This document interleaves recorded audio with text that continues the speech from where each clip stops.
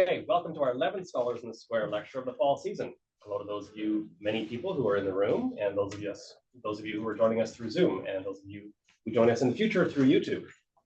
After Dr. Gary Kuchar offers a 20-minute public presentation, he's going to engage in a 20-minute period of conversation with our friend Dr. John Tominal, a professor at Union Theological Seminary in New York. After Gary and John talk for 20 minutes, I'll chair a 20-minute kind of open discussion period. Those of you who are on Zoom, Scott and Rachel will give you some sense of how to engage in that conversation. Our speaker today is Dr. Gary Kuchar, who is a professor in the English department at UVic.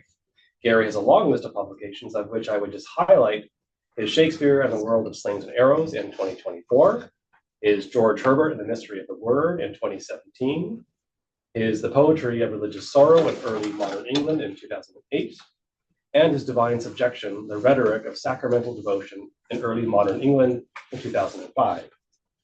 As you can tell, he works on Shakespeare, Renaissance literature, intellectual history, Reformation, culture and thought, and literary critical theory.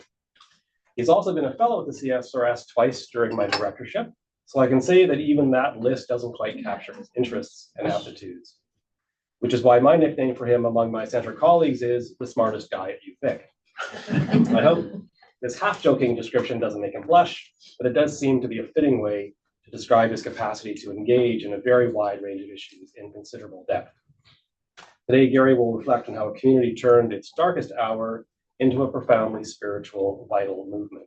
And so it's fitting now to acknowledge and respect the Lekwungen peoples on whose traditional territory the university stands, and the Songhees and Esquimalt and the Salish peoples whose historical relations with the land continue to this day.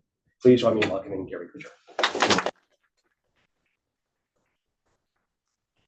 Much for that very generous introduction, and thanks to Scott and Rachel for all the help you put together this talk. So I just want to begin my discussion today of the literature of Anglican writing in the 1640s and 50s with an epigraph that kind of captures to a degree the general principle or hypothesis, perhaps even the transhistorical hypothesis that is at stake in what's otherwise a very historically and culturally discrete analysis. And that quote comes from the historian John Morrill, who kind of got the ball rolling in this particular field, which is religious commitment is best observed in conditions of persecution. This is Morrill's sort of sentiment for thinking about Anglicanism insofar we can even use that term in the 1640s and 50s. And in getting the ball rolling in this particular field, Morrill was redressing an imbalance in 17th century English historiography that had really been in place for over a century, which is that there had been a long tradition of thoroughgoing studies of the Puritan tradition, the dissenting tradition, those who were opposed to the Church of England in the 1640s and 50s, and those who became Republicans after 1649. And for very good reason, the focus was placed on the dissenters, which is they really helped shape the future of English culture, even after the Restoration. And of course, they played a major role in establishing the American Republic. So understanding Puritanism is really part and parcel with understanding the founding of a certain kind of modern Anglo-American sphere. But what was perhaps not terribly well understood until recently really was the commitment of those who conformed to the Church of England during the Civil War, the 40s and 50s, and those who fought both on the battlefield and in the culture or paper wars to keep the church alive after it had apparently gone extinct. And so part of what I think Morrill is getting after here, and I'm kind of echoing him to an extent, is there is perhaps a general view of Anglicanism that going back really to its founding in the Elizabethan settlement in the mid-16th century, of it as a kind of spiritually tepid, perhaps doctrinally loose kind of movement.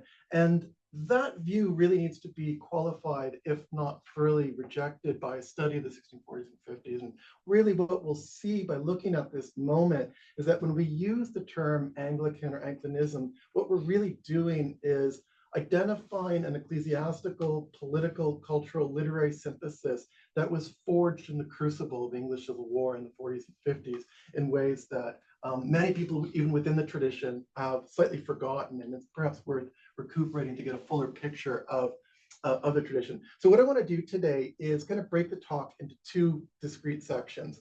One, I'll just give a very general overview of the body of writing that was done to keep the church alive and give a sense of the historical background against which that writing is happening. And then in the second part, I'm going to go into a more granular case study that I've done, giving you just one example of how a particular new kind of baptismal spirituality emerged in the 40s and 50s in the wake of the events I'll now explain. So, quick thumb sketch of history here. In the early 1640s, the political system in England breaks down. We have King Charles I set off against Parliament. They couldn't reach agreements on a number of religious and economic matters, and so the normal legislative process breaks down. Both sides form armies, they go into battle, and in a couple of years, Parliament gets the edge on the battlefield. And during the early phase of that civil war, the Parliament pursues a legislative agenda in which they effectively dismantle the Church of England as it existed since 1558. So we're talking about 3 monarchs worth of the church.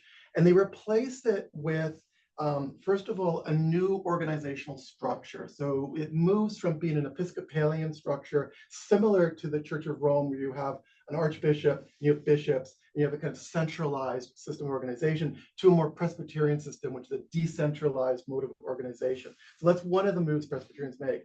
Now, as a literary historian, the really important thing that's of consequence for understanding the more literary side is Parliament prescribed the Book of Common Prayer in this period. The Book of Common Prayer is the manual, the liturgy that shapes the daily, weekly, and annual cycle of worship. So if you transform the liturgy of a nation, you transform the nation. Cranmer understood this as well as Stalin did. And there was an attempt to, in the Civil War, to completely reshape the country's religious life. And so this is really, in many ways, the single most important thing that I think happens in terms of the need to keep the church alive and to redefine it is, what do you do when your mode of worship has been prescribed, has been rendered illegal? And so that's really the crucial event. Now, so the period that I'm looking at here then is a period of extreme polarization. And one of the sort of historiographical debates that's been going on for some time now is just how polarized was England prior to the Civil War in 42? To what extent is the Civil War the consequence of long-term consequences? And to what extent was it really a short-term event that could have been avoided? That's sort of one of the crucial debates. But however that plays out historiographically, there's no doubt that by the time we're in the middle of the 1640s, virtually everyone is having to take a side one way or another. And so this is an interesting period to look at, given the polarization that we're facing now, is when you spend as much time in the 1640s as I do, you don't take polarization lightly because you see what can happen. Now, as I say, the most important event is the replacing of the Book of Common Prayer with what was called the Directory for Public Worship. Now, even the name there is not neutral or innocent. It's not even a new liturgy that gets imposed per se. It's a directory. It's a very highly reformed, highly Protestant attempt to remove away from set prayer, so prayers that are written, and move towards more extempore prayer. So the clergyman has much more freedom to improvise under the new directory of worship. So it's a much more let the Holy Spirit do its thing than it is work within the disciplined structure of a Book of Common Prayer pattern, where the communion and the sacraments and the prayers are all fairly clearly and cleanly defined. So that's one of the most fundamental debates in this period, is what is a more authentic mode of prayer, an extempore improvised prayer, or a set prayer that's disciplined and follows a pattern. The Presbyterian form here is much more reformed and moves away from set prayer. So that's really important. The other thing that the directory does, and it appears really in 1645, is it bans major religious festivals. So this is the getting rid of Easter and of Christmas. The thought here being that these were accretions of medieval tradition that were not there in the early church. They don't have biblical sanction, so they're removed. And that, of course, transforms the political and religious culture of the period. The other thing that happens in the 1640s is you get a series of iconoclastic actions. So you get attacks on statues, on visual images, And this is all part of that reforming impulse to attack idolatry, and the idea that God cannot be framed in visual ways. So that's part of this reforming impulse that moves against the church as it existed. And then, as I said, this replacing of the hierarchical structure with the Presbyterian one. And the other really important event here is the persecuting of clergy. So we're not exactly clear on the number of clergymen that lost their benefices during the 1640s, but it's probably somewhere between 20 and 40%. And so even if it's on the higher end or lower end, it's a significant number of clergymen are exiled out of their jobs, and thus those who remain face a crisis of conscience. Do they, if they don't share the Puritan values, what do they do? And what historians have kind of found is there was a lot of quiet subversion within the parishes that took different forms. One is not administering the church, the Lord's Supper, according to the new rite.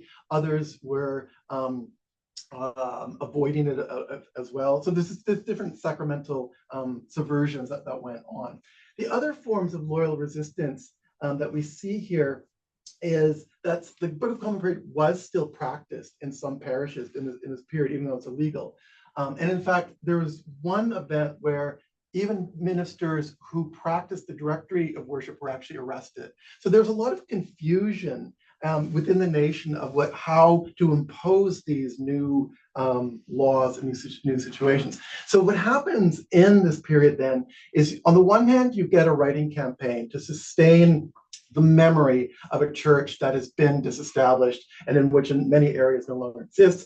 On the other hand, you also get a republishing of texts that existed prior to the period and to keep that memory alive. So the printing press is not heavily censored or guarded in this period, and there's lots of room to keep the memory alive through writing.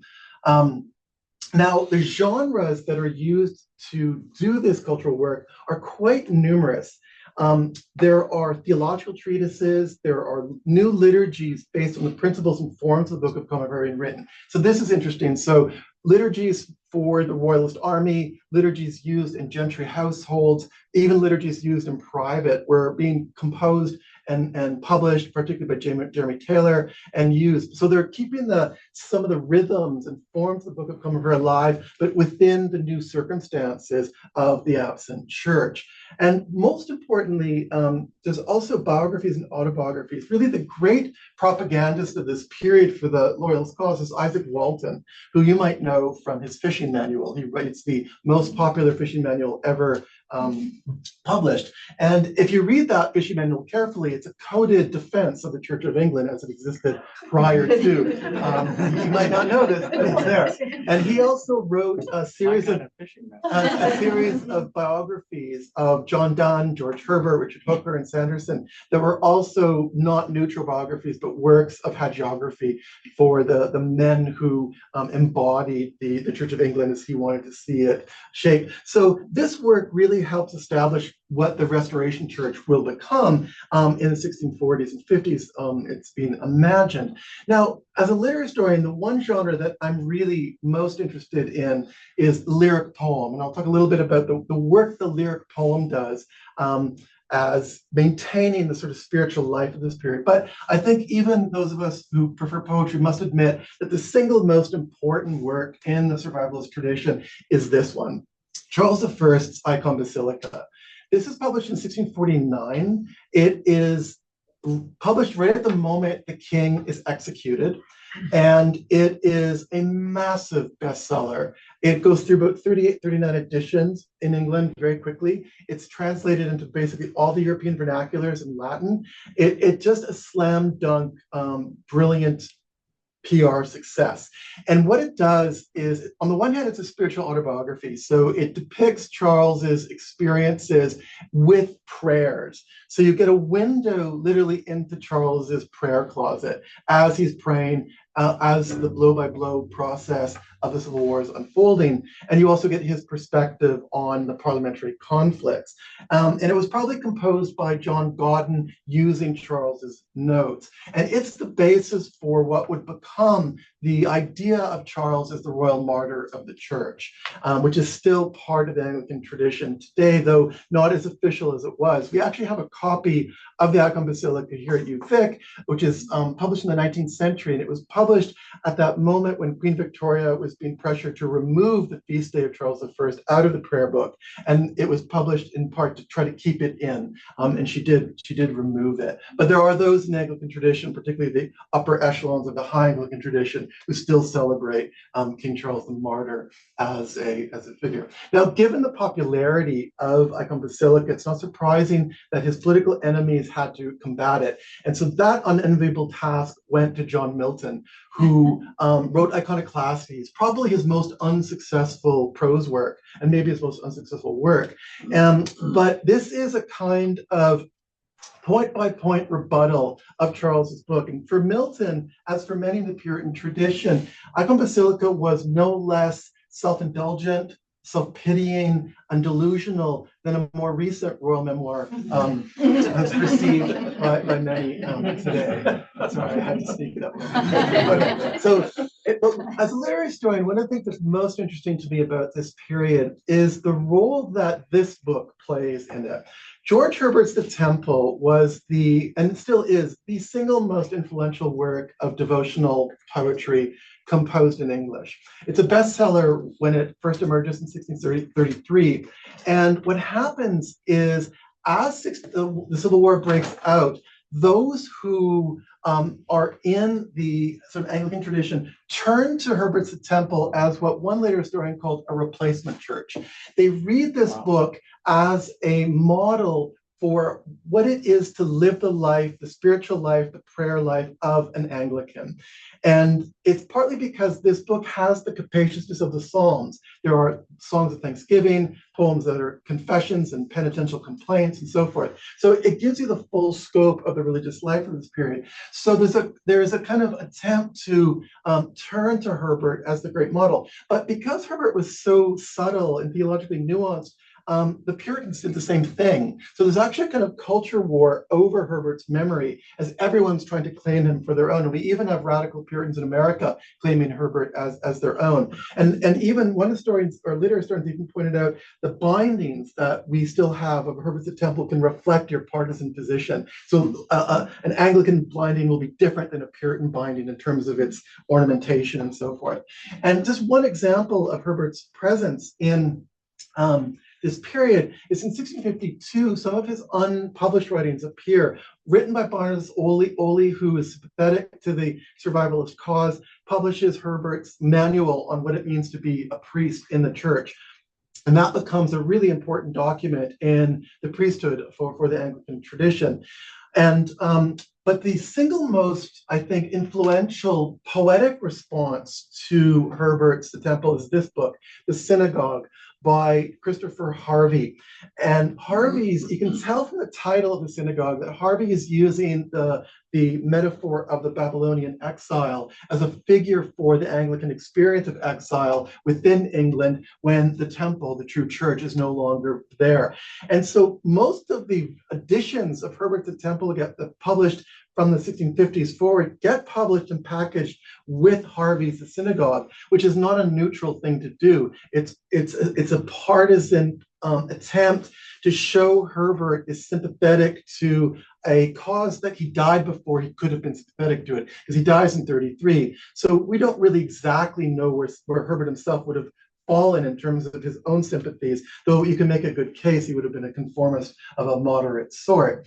And so just to give you one quick taste of the kind of cultural work that lyric poems could do, this poem is a poem of praise that's added to Harvey's The Synagogue. And what's interesting about this poem is, on the one hand, it celebrates the kind of nostalgia that Harvey's book makes possible by the fact that Harvey's bringing into your living room a religious and worshipful experience that's absent, that's not there, that suddenly reappears through the work of poetry. So there's a work of nostalgia going on here, but on the other hand, it isn't simply nostalgic, it's also prophetic. It's trying to create the imaginative conditions for moving forward with a possibility of going to the church. So So the way this reads is, while I read your lines, methinks I spy churches and churchmen in the old hierarchy. What potent charms are these? You have the knack to make men young again and fetch time back. I've lost what was bestowed on Judah's prince, and am now where I was thrice 5 years since. The mid-space shrunk to nothing, manners, men, and times, and all look just as they did then. Rubbish and ruins vanished. Everywhere order and comeliness afresh appear. What cannot poets do? They change with ease the face of things and lead us as they please.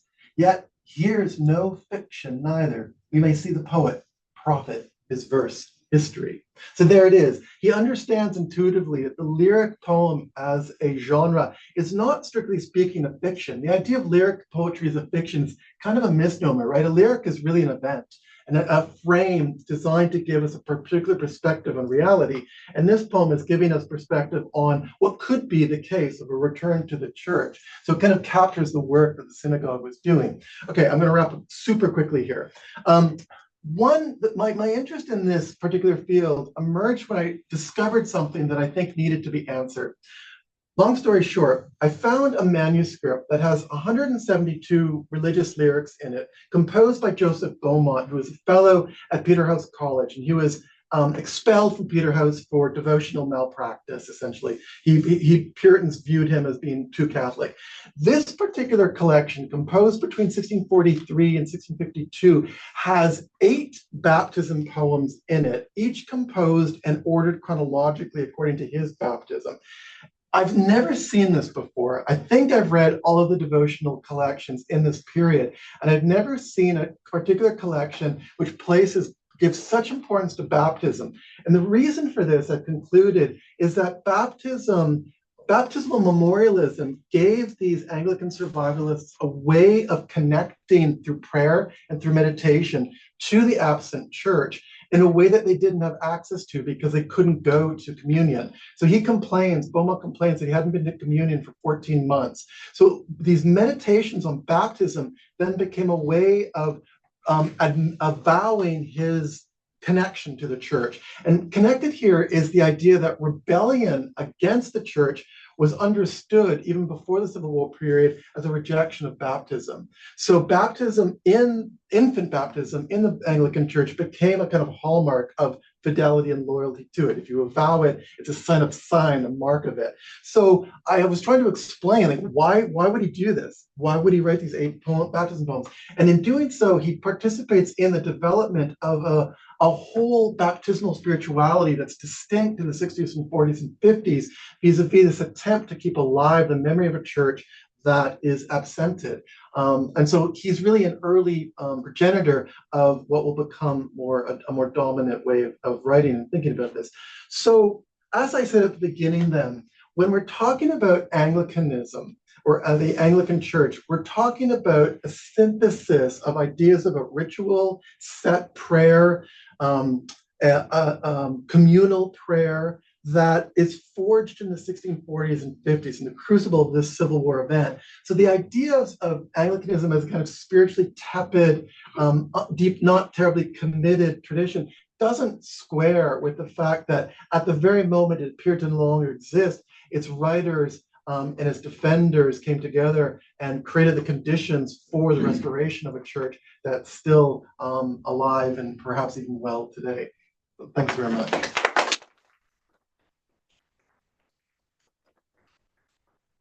Great, so now we move into part 2 of a 3-part event where John Tatamano will have an opportunity to have a conversation. Yeah, I'm looking forward to it.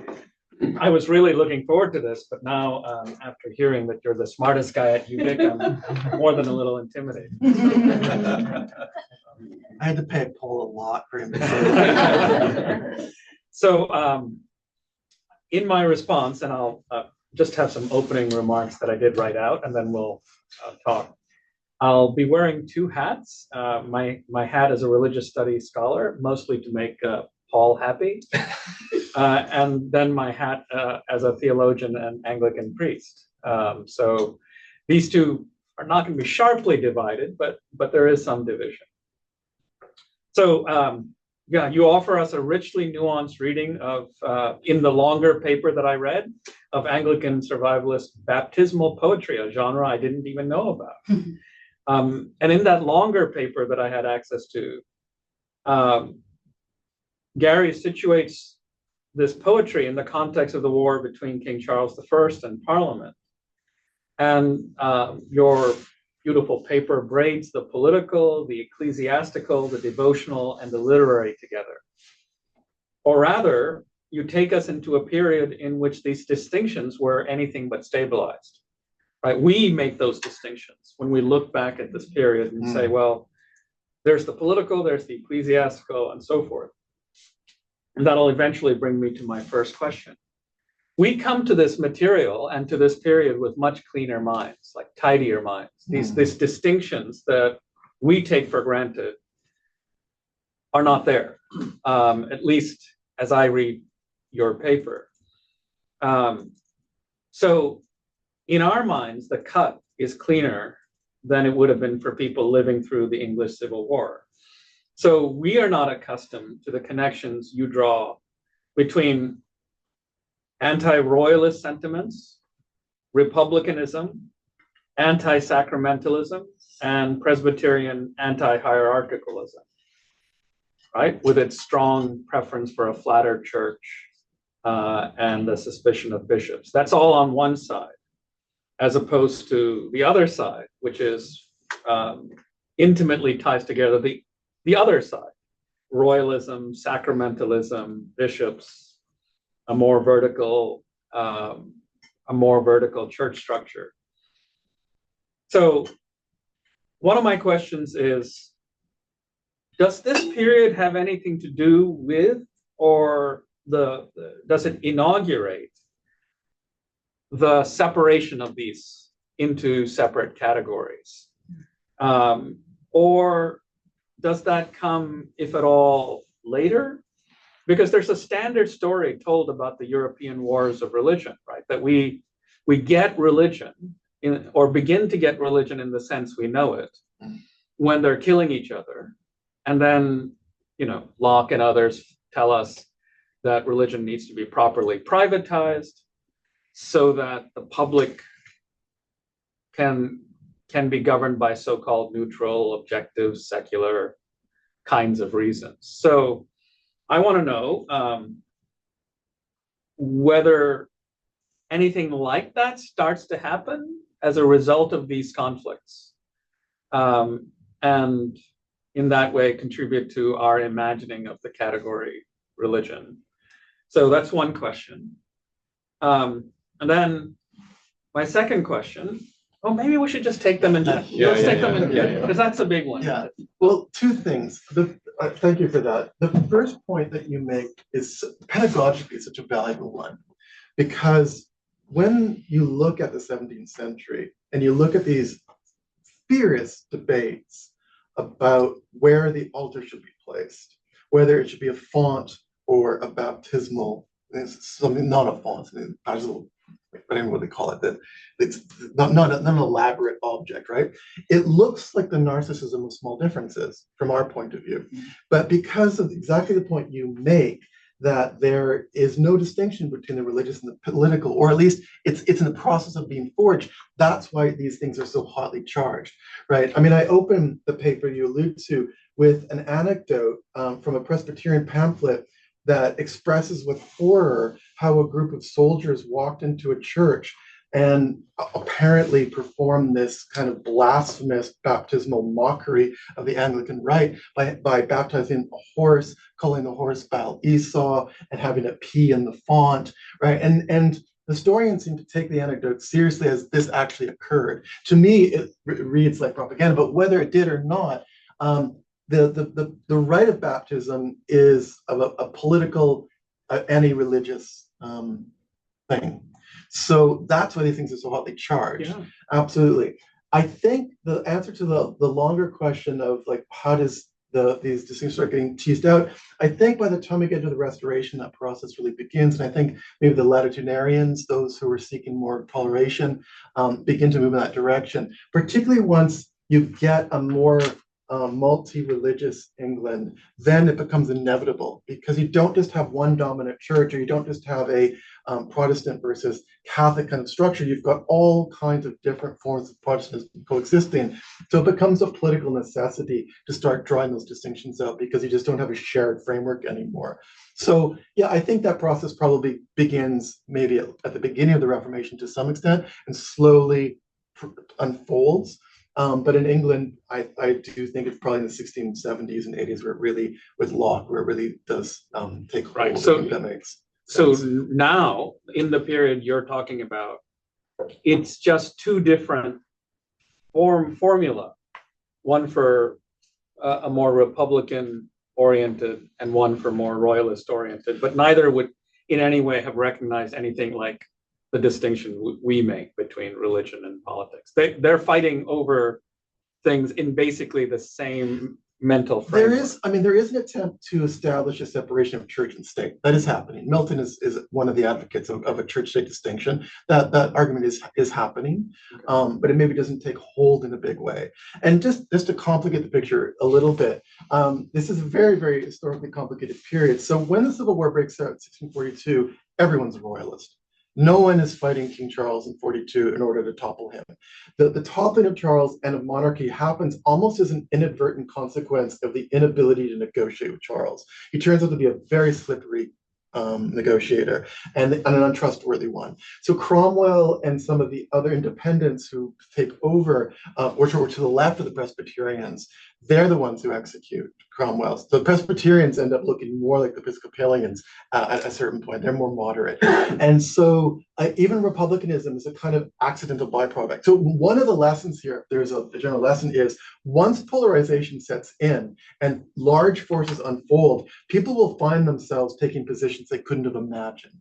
Even 5-10 years earlier, because events have a life of their own. And so there's a lot of nuanced positioning. It's not just a simple Puritan Anglican kind of opposition. There are lots of interlacings here. So a second question. I must confess that reading this paper made for very uncomfortable reading for me and listening. As an Anglican priest with sacramentalist sensibilities, my God, horses peeing in fonts, this is like traumatic. Can you imagine how they felt in the period? I know, right? But here's the problem. I miss. Which imagine if you were the horse. I know. Seems rather far-fetched though. You get a horse to be on cue. Yes, that does seem. That's what I thought too. But the historian I read took it literally. Seems very cat in the microwave. So here's my problem, right? As an Anglican priest, I have these very sacramentalist sensibilities on the one hand, and as a contemporary, kind of unqualifiedly democratic commitments on the other, right? So I'm put in the messy situation as I read this period of cross-cutting loyalties, which make me like root for one team on one side and root for the other team on the other.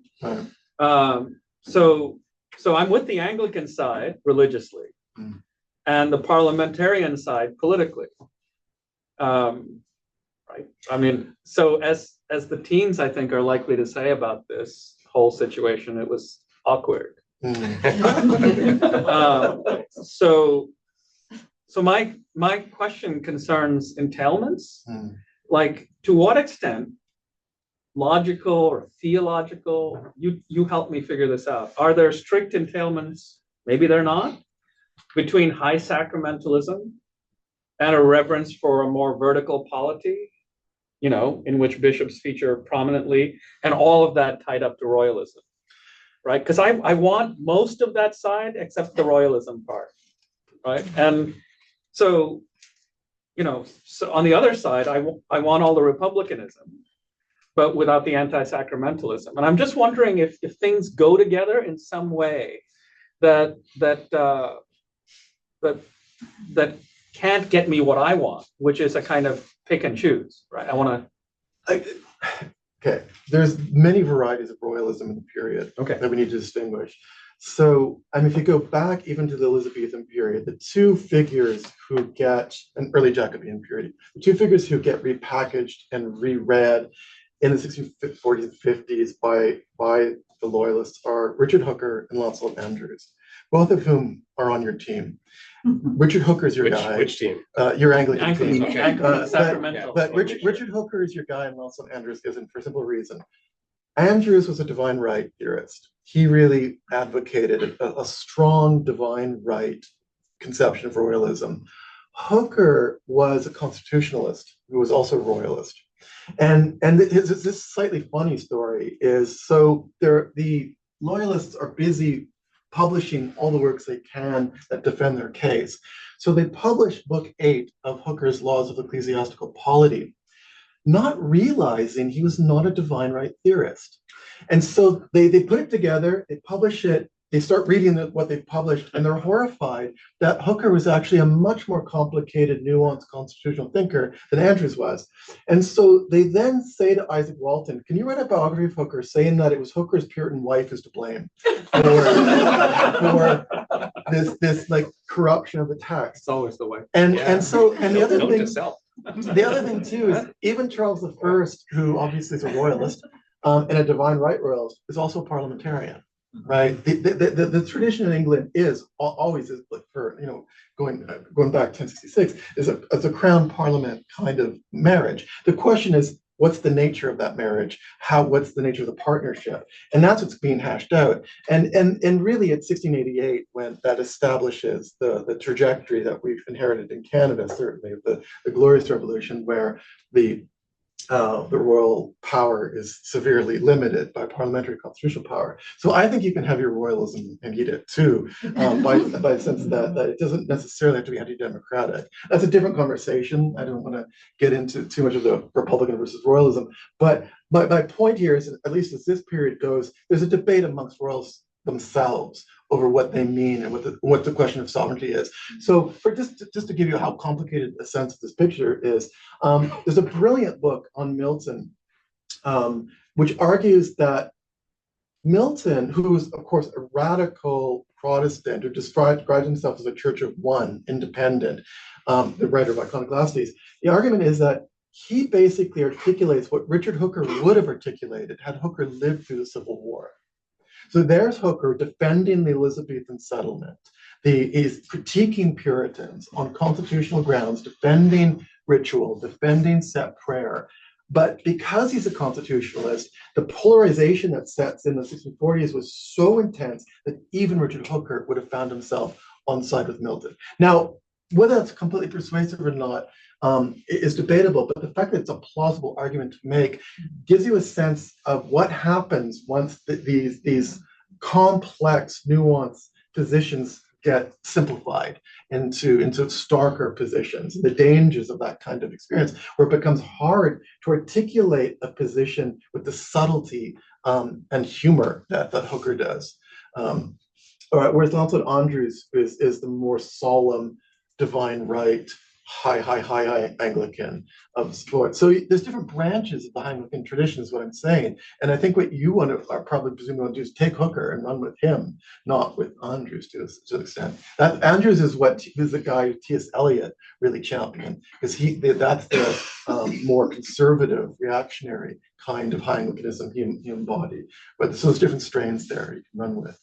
I'm relieved. Do I have time for one more Yeah. question? So we didn't get to hear as much of the poetry as you put in your paper, and I found it really gorgeous. The baptismal poetry in particular was beautiful, and I found myself thinking a lot about the possibilities of poetry and piety.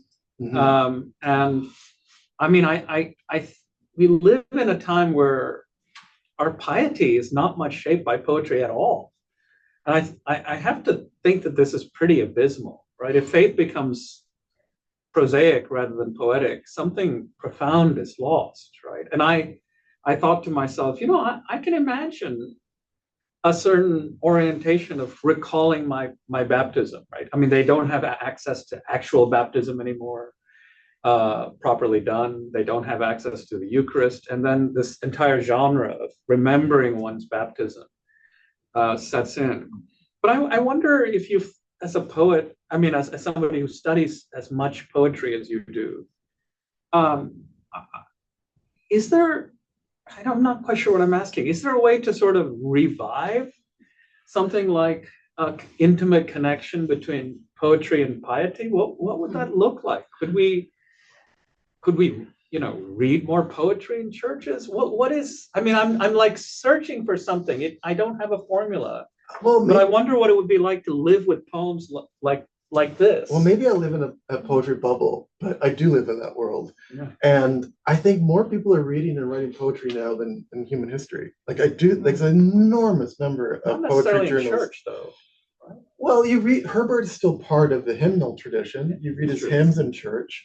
And I mean, I was speaking with a Anglican minister the other day, and he said when he taught a course on Anglican spirituality, he taught a lot of poetry, which makes complete sense. Because I think if you want to understand the spiritual life of a tradition, particularly in this period, you turn to the poetry. The poetry is going to give you a much richer sense of the lived experience of what the tradition was like than reading the 39 articles is going to, right? Which is a doctrinal statement of the Anglican Church, insofar as they have one. And because it gives you that first person experience of it.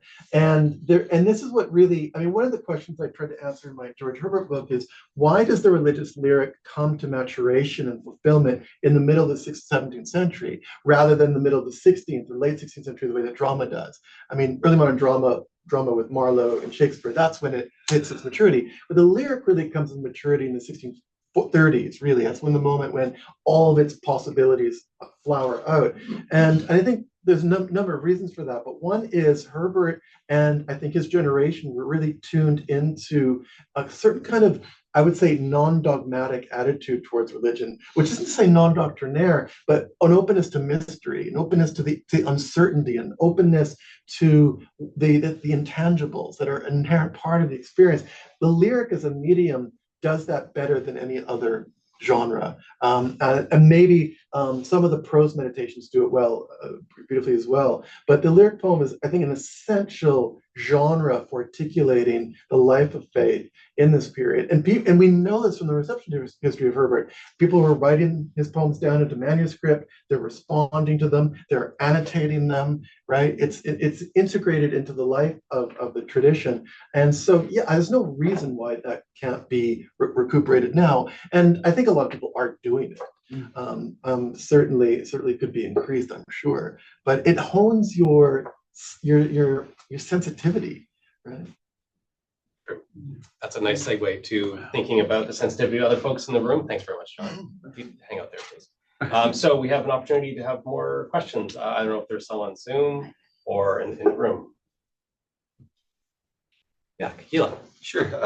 Thanks for that, Gary, and that beautiful conversation. I'm wondering if in all of this, like there might be a sense of like an eradication of something that taking place like politically, like Anglicanism, if I'm even remotely aware of its form up to the Civil War, still contained this like kind of Germanic sense of Catholicism baked within it, right? From like, I guess, the Catholicization of England and Anglo-Saxon and whatnot. Could this be seen also then maybe as a political move to then like, hone religion to a point of like power and, more social organization around like a distinctly pre-modern English variant of Protestantism? Yeah, so thanks for the question. So the English Reformation is a hodgepodge of Reformed and Protestant practices and structures and Catholic ones. So as we've seen, they retain an Episcopal structure, which is like a Catholic structure. And there's also a strong stress on communal prayer, right, which is part of that more Catholic tradition. And so I think what we see in the 40s and 50s is people enjoy and find meaning and purpose in communal prayer. That if you evacuate communal prayer out of worship, you lose something, and you lose a sense of community. So I would argue that I wouldn't reduce it to questions of power in that way. I would say that there's a worshiping community that finds meaning in that parish-based community. So one of the things that's at stake in the question of baptism, for example, is in the Book of Common Prayer, baptism was involved godparents. So godparents would say the vows for the baptizee. That establishes kinship relations beyond the immediate family into the parish. So you have your sense of identity is located in place and located in kinship community. Whereas in the more sectarian forms of baptism and in the religious, you dislocate from place. You become more, the church is simply where the people gather, right? So it doesn't have that same parish locality that the Anglican tradition has. So you end up with arguably a more deeply rooted sense of place in this older tradition. So it's not just about power, it's about community, it's about shared worship, it's about place, and all that goes in it. Now, of course, that's connected to power, and it does work better with its royalist structure, but it isn't as easily, I think, interpretable simply in terms of a power grab, because I mean, everybody's trying to negotiate how power should look in this period and how it should play out, certainly. Thanks for that. Thank you. I have Yeah. a little follow-on to that. I was wondering if you could maybe say a little bit more about the baptism after the fallout, and are there any specific changes to that, to the ritual? Yeah. So there are major changes to it. So I just noted one, no godparents anymore. Two, no signing of the cross, because that's thought to be superstitious. Usually it shouldn't be in a font, which is placed in the Anglican tradition. Font is placed sort of near the door. So you walk in, you sort of see the initiation, right? It's usually the basin is the term that the Baptists or the Presbyterians would use. The basin should be closer to the pulpit. And so you lower the regenerative salvific effect of the rite. So becomes more symbolic. Right? Baptism is simply a symbolic initiation into the community. Whereas in the Anglican tradition, as in Catholicism, they're really thought to do something. It changes something. It's a certain magic, if you like, right? That's there. Now, what makes Herbert's baptism, Herbert basically invents the baptism poem as a genre in English, as far as I can tell. And what makes him interesting is the way he's always walking a tightrope between a more small c Catholic reading of the rite and a more Puritan reading of the rite. And you can find either position within his poems if you want. He's very clever at not being polemical and creating a kind of language that's very inviting. And so what happens after you get this directory is you get a polemicization of these two very stark different choices, and it becomes impossible to articulate the position in a subtle and nuanced way.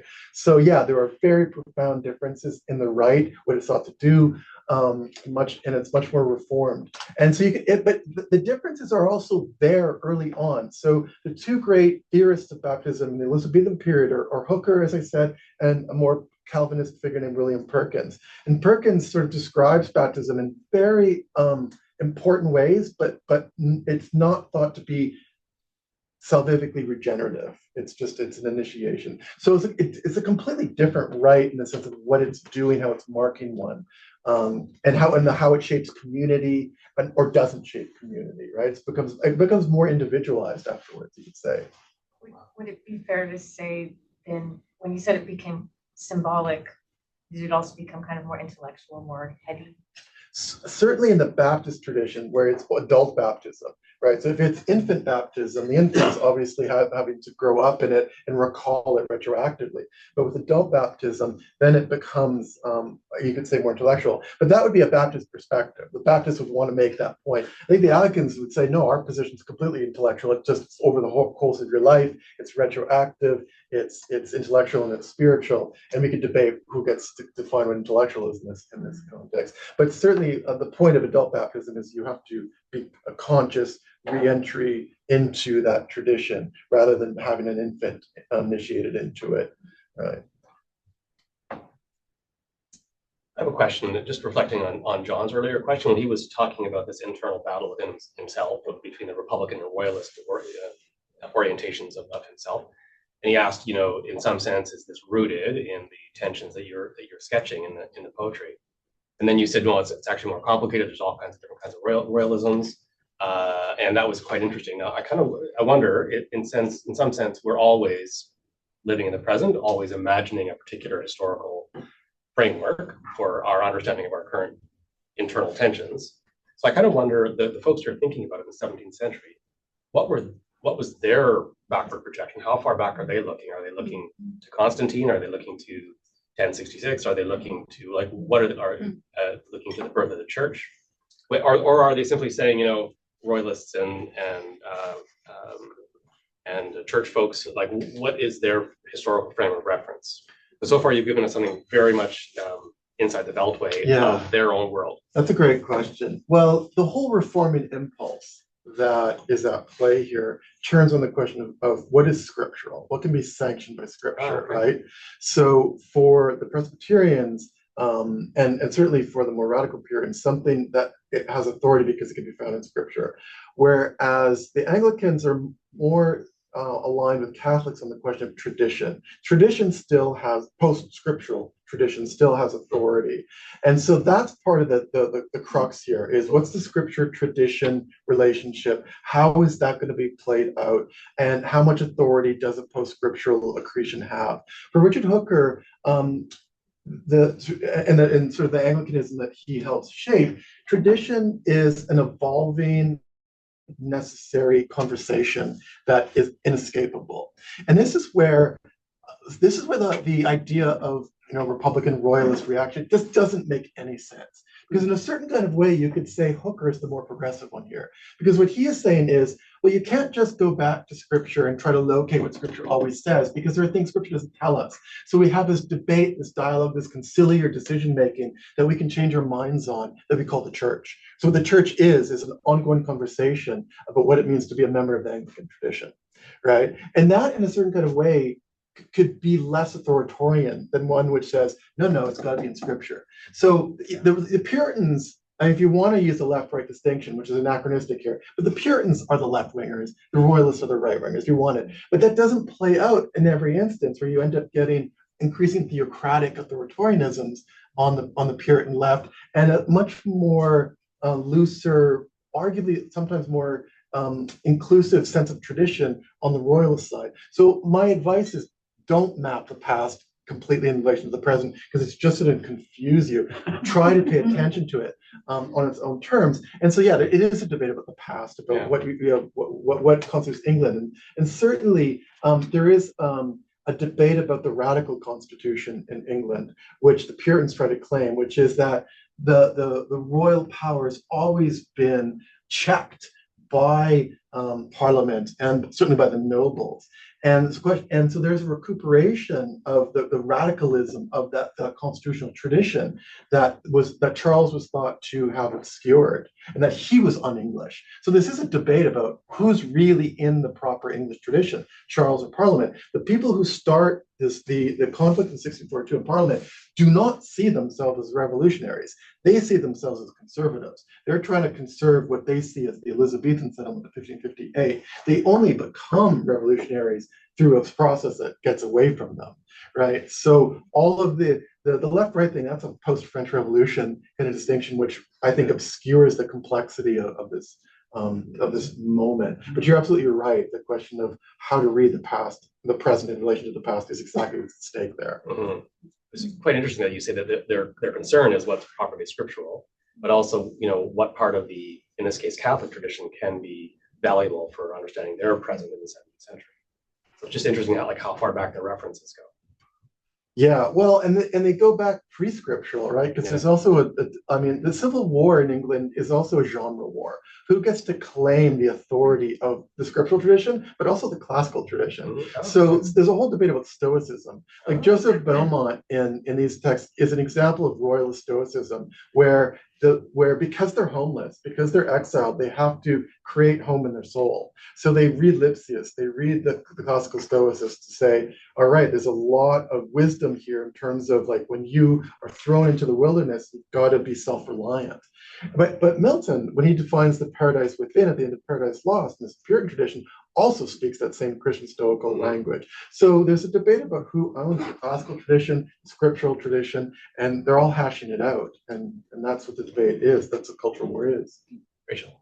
Yes, we have a question from Jess, just because you can cook. And speaking of anachronism and not putting categories back, but she's going to ask you to. And she called it anachronistic, so she called herself out for it. But wondering what would be the theories afoot at the time about the relationship between spirituality and religion? Kind of tying into John's question around the category of religion. Would there be? Yeah, they wouldn't use the. I don't know that the term spirituality would be used the way we use it. They would use the term practical divinity. Mhm. Practical divinity is the attempt to describe and structure and discipline the ethical and spiritual dimensions of life. So the lived experience of every day. How do you structure a house? What are the proper domestic relations? How do you get along with your neighbors? How do you pray to God? All those things are spiritual, but they would write about them in the context of practical divinity. And the Reformation, really, there's enormous stress on practical divinity, right? Some of the most important debates are not always the sacramental doctrinal ones, they're the ones about discipline and about ethics. So they had a rich repertoire of genres and idioms and ways of thinking about that problem. And to go back to John's original question of, are some of these distinctions being made? Well, the very debate between set prayer and extempore prayer, in part, is a debate about quote unquote spirituality, right? Because I think we in the modern world have inherited this post-romantic sense of what's authentic, which is very much a Puritan inheritance, right? Something has to be improvised to be deeply felt, to be deeply sincere. That's a Puritan inheritance, right? We're all in the modern world kind of Puritans in that way. We're all romantics, right? But there are still some people, I think, who have these disciplined practices that structure and shape your ways of thinking that we rely upon. And that's, if you like, an Anglican Catholic inheritance. So there's the debate about habit in this period. What role does habit play in shaping and forging one's spiritual life and one's identity? Can you be a creature? Can you become a product of your habit? Right? That idea really worried the reformers, right? Because it gives a lot of authority to ritual. Because if you can, then ritual really has a lot of power. If you can't, then you've got to do more extempore prayer. So we're still working out the implications of these problems, because these problems, I think, at a certain level, are probably cognitive problems. It's probably something to do with the limits of how our brains actually work at some level. I wouldn't want to go too far with that. But there's certainly lots of continuity in terms of questions of habit and spirituality at play. Thank you. So we have time for one more question if they're around in the room. Yeah, please. Well, the more I listen to, the more the whole divine right of kings thing seems like a definitive break in this whole thing, right? Because the verticality of the rest of the structure, including the episcopal structure and ecclesiastical hierarchicalism, all that can be disconnected from the divine right of kings. Yeah. So the top-down structure doesn't have to go to the very top. And can be severed at that point. Now, what would be the best arguments from, say, Hooker's side or the Puritan side for severing that connection to kingship, given all the ways in which kingship, go all the way back to the Hebrew Bible, the Davidic line and all of that. How are those arguments made to sever sacramentalism from kingship? Well, the question of sovereignty is wildly at play in this period, right? And I mean, the big beast on the question of sovereignty, of course, is Hobbes, the Leviathan, right? He's the one who tries to create an argument for ending civil war, right? And he's really the beginning of the liberal tradition, as strange as that may sound, because he creates a contractual theory of sovereignty. But that's just one theory. Milton, for example, sees Nimrod, the first king, as appropriating popular sovereignty. So this one standard Puritan view is, well, sovereignty is from the people. The people have sovereignty. They can bequeath it to a king, but it would have to be, by definition, a constitutional king, because sovereignty lies with the people, and the people can always reclaim, taken back, right? So it's right there. That's where you can save constitutional monarchy and have your Puritanism too, and your sacramentalism, if you like. John gets everything he wants. Yeah. Pretty good day for John, I would say. Thanks very much, Gary. That was wonderful.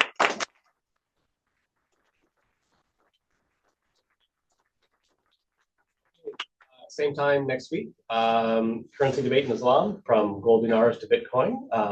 Mohammed is here, Ashraful. Oh, right there. Is here. He'll be the guest speaker tomorrow, next week. Take care, everybody. Have a great weekend.